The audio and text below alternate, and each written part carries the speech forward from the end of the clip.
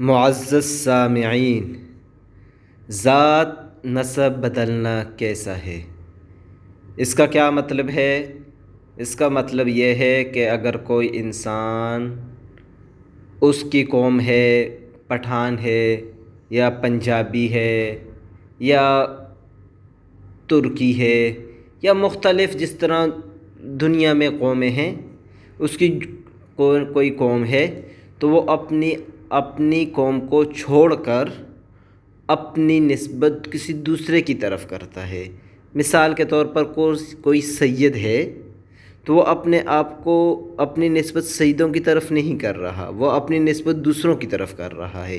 اسی طرح کوئی غیر سید ہے تو وہ اپنی نسبت سیدوں کی طرف کرتا ہے اور غیر سیدوں کی طرف نہیں کرتا، یعنی اپنے آپ کو سید بتاتا ہے۔ اس کا مطلب یہ ہے کہ خود ویسا نہیں، اپنے آپ کو ویسا دکھانے کی کوشش کرتا ہے۔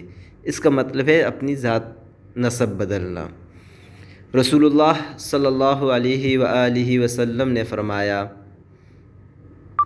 جس شخص نے بھی اپنا نسب کسی ایسی قوم سے ملایا جس سے اس کا کوئی نسبی تعلق نہیں ہے تو وہ اپنا ٹھکانہ جہنم میں بنا لے۔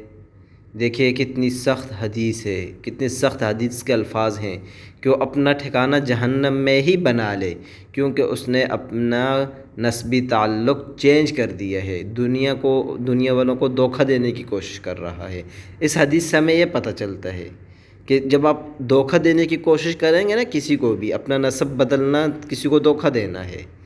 ابھی آپ سید نہیں ہیں، لوگوں کو آپ بتاتے ہیں کہ میں سید ہوں تاکہ لوگ آپ کی عزت کریں، تو یہ آپ لوگوں کو دھوکہ دے رہے ہیں نا۔